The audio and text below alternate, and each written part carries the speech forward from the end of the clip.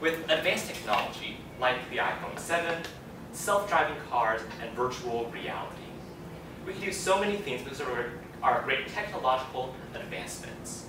But what if I told you that the ancient Greeks invented an analog computer? And what if I told you that the ancient Romans developed nanotechnology? We would take a look at these two types of advanced technologies in ancient times. And in the end, we'll look at the implications and how they should affect our view of ancient man. So let's dive right in. First, we'll talk about the device known as the Antikythera mechanism. Here's a picture of part of the display of the Antikythera mechanism that can be found at the National Archaeological Museum in Athens. This device has been dated to have been made around 205 BC, and has been called by scientists an early analog computer.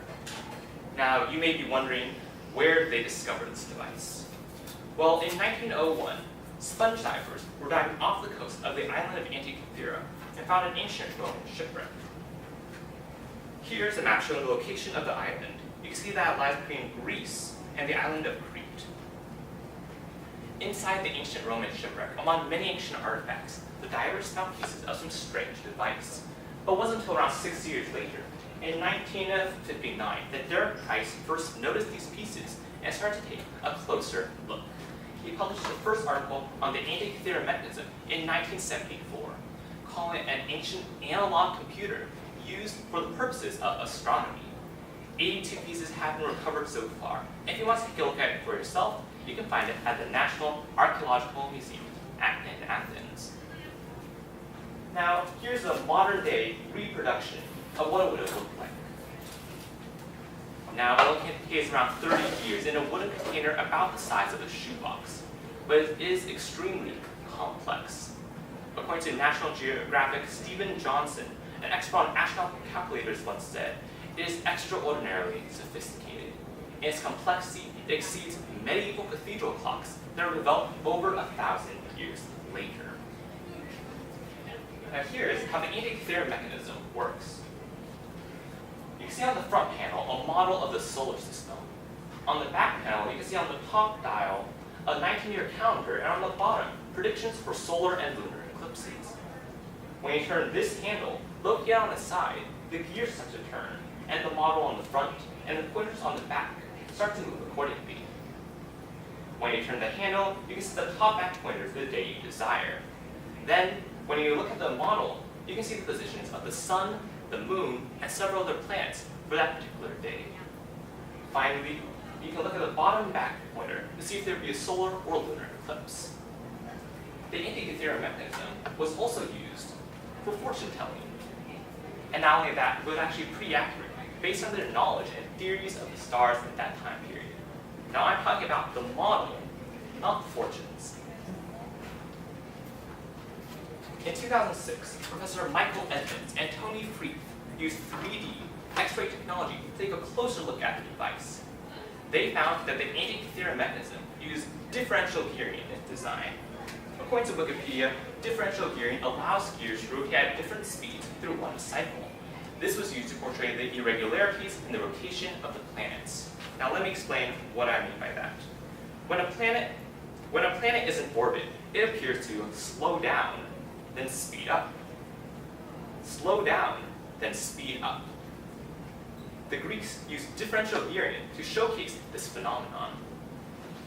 Now, this type of gearing was even more advanced. Clockmakers did not use differential gearing until around 1720, with Joseph Williamson and his clocks. Before Joseph Williamson, clocks had to be regularly reset, but with differential gearing, clocks became more and more accurate. So the Greeks were able to create a device that could calculate all these things from just 30 years. And not only that, but it used an advanced gearing system that did not appear again in clocks until 1720. Compared to those early clocks, I think the Antikythera mechanism is definitely more advanced. Scientists are fascinated by this device because it showed that mankind was more intelligent in ancient times than we originally thought.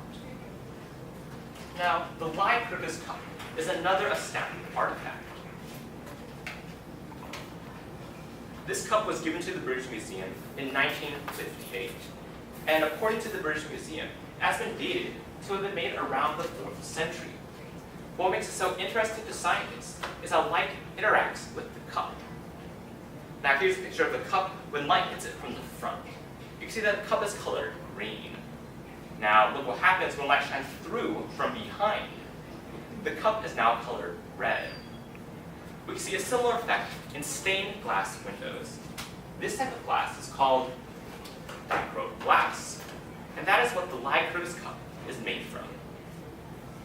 Now, here's a bowl that's made out of dichroic glass. You can see that when light hits it from the front, the bowl is colored gold and green.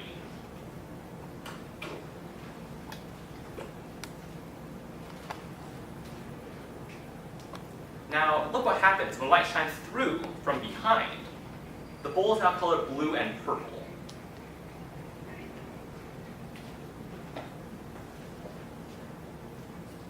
According to Wikipedia, dichroic glass is made by fusing layers of glass and metal, so that you can see different colors from different angles. But the Lycurgus cup has a far more complicated process. It is only in the last few decades that we have had the technology to figure out how the Romans induced this phenomenon.